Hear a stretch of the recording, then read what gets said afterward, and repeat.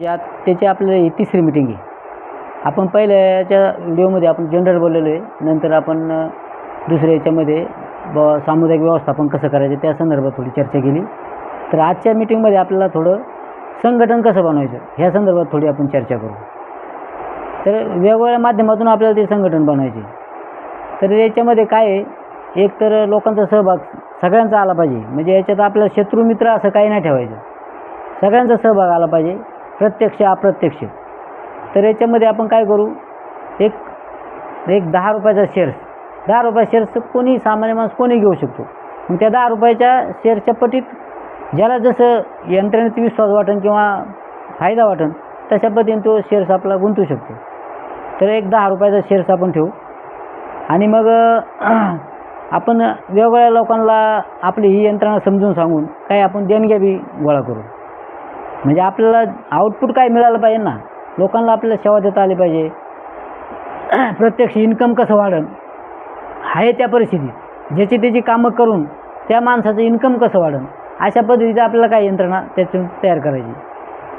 मग एक देणगीची पद्धत राहील, एक शेअरची पद्धत राहील आणि एक सभासद म्हणून एक नॉर्मल एक सभासद म्हणून ते आपण काहीतरी एक फी आपल्याला पार 1 रुपयापासून मदत घ्यायची. मग आपण ते वेगवेगळ्या ठिकाणी आपल्याला जिथं संपर्क वाढेल तिथं असे वेगवेगळ्या ठिकाणी आपण दानपेट्या बी ठेवू शकतो. म्हणजे लोकांना एक धर्मदाय खाती आपल्याला एक चांगलं समाजात एक काम उभं करायचे. तर ते लोक अनेक देणारे आहेत. मग आपण फक्त 1 रुपयाचीच अपेक्षा करतो एका माणसाकडून. मग तो रोज देऊ किंवा कसं देऊ त्याच्या जसं इच्छाप्रमाणे तो मदत करू शकतो. आणि याच्यामध्ये कोणी काही नाही दिलं, आपण जी यंत्रणा उभी करू त्याच्यातून आपण काही सेवा दिली तर ते सेवेतून देखील आपल्यामध्ये तो का सहभागी होईल. उद्या आपण काही वस्तुरूपाने सेवा दिली तर त्याच्यात देखील त्याला मार्केटपेक्षा त्याला फायदा होणार. शिवाय त्या नफ्यामध्ये त्याची बचत करून त्या यंत्रणेत त्याच्या खात्यावरती 2 रुपये 4 रुपये काय जे आपल्याला यंत्रणेतून त्याच्या खात्यावर टाकता येईल. म्हणजे तो अप्रत्यक्ष देखील कुठेतरी आपण त्याला वस्तुरूपाने सेवा दिली तर तो आपोआप आपला सभासद होईल. कोणी अंगमेहनतीने मदत करू शकतो. आता हे समजा कॉम्प्युटरमध्ये काम करणारे आपले आता व्हिडिओ हे काढणारे हे तन मन धन म्हणजे तनाने देखील मदत करू शकतो. म्हणजे शारीरिक श्रमदानासारखं. कारण पूर्वी आम्ही श्रमदान घ्यायचं, गावामध्ये मंदिरं बांधली, काही नाला बिल्डिंगची कामं केली, त्याच्यामध्ये आम्ही श्रमदान लोकांचं घेतलेलं आहे. म्हणजे ते एक श्रमदान पद्धतीने देखील माणूस सहभागी होऊ शकतो. नंतर एखादा चांगल्या विचाराचा माणूस आहे त्याला भाषण करता येते तर तो माणूस त्याच्यामध्ये सहभागी होऊ शकतो. चांगला कोणी कीर्तनकार असेल तर ते कीर्तनकार देखील आपल्याला त्याच्या बोलण्यातून आपल्याला मदत करू शकतो.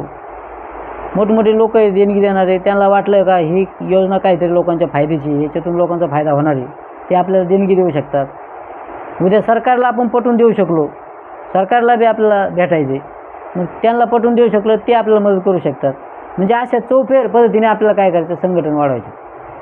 आणि इथं तुम्हाला तर सांगितलं शत्रू मित्र काही नाही, हे फक्त समाज हिताचं आपल्याला काम करायचे आणि जगा आणि जगू द्या अशा पद्धतीचं आपल्याला याच्यात तंत्र वापरायचे आणि हळूहळू पुढं जायचे. तर जसं जसं आता एक माणूस, आता तुम्ही 4 लोक समजा आलाय, 5 लोक आलाय, तर आपल्याला ते पटलं, मला पटलं तर मी तुम्हाला सांगितलं, तुम्हाला पटलं तुम्ही दुसऱ्याला सांगितलं, अशा पद्धतीने ती संघटना वाढत जाईल. आणि मग त्याच्यात आपण जे सामुदायिक व्यवस्थापनाबद्दल बोललो आपण मागच्या व्हिडिओमध्ये, मग ते सामुदायिक व्यवस्थापनात आपल्याला त्याचा एक फायदा घेता येईल.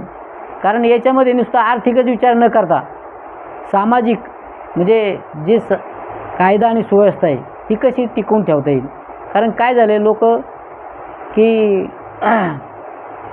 काही समजा भ्रष्ट व्यवस्थेमुळं किंवा हा जो फुकटचा पैसा काय मिळतो लोकांना आणि त्याच्यातून काय झाले लोक काही बेफान व्हायला लागले.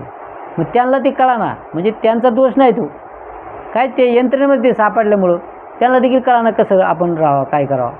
तर मग हे देखील आपल्याला आर्थिक लाभाबरोबर आपल्याला सामाजिक सलोखा कसा राहील, म्हणजे कायदा आणि सुव्यवस्था. कारण बऱ्याच ठिकाणी कायदा आणि सुव्यवस्थेचा प्रश्न निर्माण होतो. मग तिथं नुकसान होती, 2 गटाचे भांडणं असू किंवा काही जमिनीच्या वादाची भांडणं असू, अनेक प्रकारे म्हणजे कोणी लहान कोण मोठा याच्यावरून काही भांडणं असतात. तर ह्या गोष्टी आपल्याला समजून सांगता आल्या पाहिजे. म्हणजे ह्या चौफेर बाजूने आपला विचार करायचा. का नुसतं आर्थिकच नाही आणि नुसतं सामाजिक नाही, तर माणसाचं जीवन सुरळीत कसं होईल व्यवस्थित.